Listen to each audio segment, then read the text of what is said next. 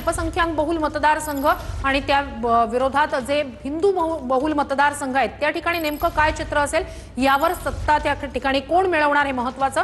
झारग्राम मधल्या सर्व 4 जागांवर भाजप आघाडीवर आहे। टीएमसी 106 आणि आता भाजप 111 जागांवर इथे आघाडीवर आहे। पुन्हा एकदा 5 जागांचा फरक या ठिकाणी टीएमसी आणि भाजप यांच्यामध्ये कायम असल्याचा पाहायला मिळतोय। तर ही अट्टीतट्टीची अशी लढत तृणमूल 106 जागांवर आघाडीवर, भाजप 111 जागांवर आघाडीवर आणि आतापर्यंत 223 जागांचे कल हाती आलेले चित्र आपण पाहतोय। 70 जागांचे कल आता हाती येणं बाकी आहे, मात्र काटेकी टक्कर आहे, त्यामुळे एक एक उमेदवार विजयी होईल का म्हणजे होण्याकडे देखील लक्ष असणार आहे। इतकीही अट्टीतट्टीची लढत पश्चिम बंगालमध्ये पाहायला मिळत आहे। टीएमसी 106 तर भाजप 111 जागांवर आघाडीवर आहे। तर 106 जागांची आघाडी तृणमूलची आणि 111 जागांसह भाजपची आघाडी। पश्चिम बंगालमध्ये भाजप सत्ता स्थापन करणार का याकडे लक्ष, विश्वास तसा भाजपने व्यक्त केलेला आहे। आकडेवारी आपण पाहतोय। तामिळनाडूमध्ये मात्र वेगळा ट्विस्ट या ठिकाणी आलेला आहे। तामिळनाडूमध्ये विजय यांच्या नव्या पक्षाचा उदय या ठिकाणी होणार का, कारण टीव्हीकेला या ठिकाणी 46 जागांवर आघाडी मिळाली आहे। स्वतः अभिनेते विजय हे दोन्ही ठिकाणी पिछाडीवर असले तरी सुद्धा त्यांच्या टीव्हीकेला 46 जागांवर आघाडी मिळालेली आहे। डीएमके आणि टीव्हीके यांच्यामध्ये आता काटेकी टक्कर पाहायला मिळते। डीएमके यांचे 51 जागांवर आघाडीवर।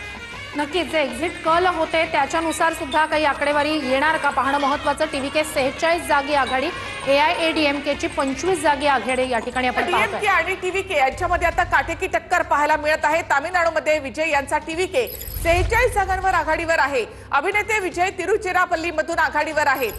अखेर अभिनेते विजय यांनी पहिल्यांदाच या ठिकाणी आघाडी घेतली आहे। तामिळनाडूची आकडेवारी पुन्हा एकदा आपण पाहूया। 48 जागांवर द्रमुक आघाडीवर आहे, 46 जागांवर टीव्हीकेनं आघाडी घेतलेली आहे। तर अण्णा द्रमुकनं 26 जागांवर आघाडी।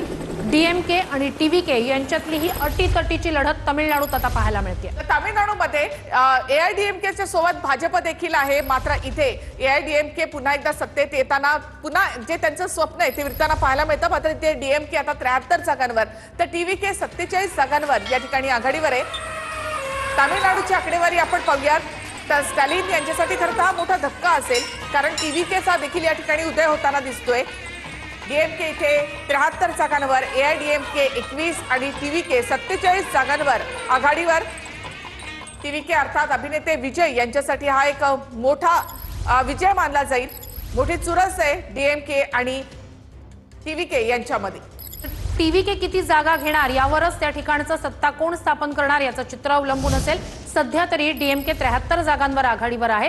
तामिळनाडूमध्ये विजय यांच्या नव्या पक्षाचा उदय होणार आहे का हे पाहणं सुद्धा महत्त्वाचं असेल। नक्कीच तामिळनाडूमध्ये एक वेगळं चित्र दिसू शकतं या ठिकाणी, कारण डीएमके 73 जागांवर आहे, एआयडीएमके 23 आणि नव्यानंच आलेला टीव्हीके अभिनेता विजय यांचा पक्ष आता 49 जागांवर आघाडीवर आहे। त्यामुळे तामिळनाडूच्या संपूर्ण राजकारणामध्ये खळबळ उडवणारे असे हे आकडे आहेत। नक्कीच तामिळनाडूत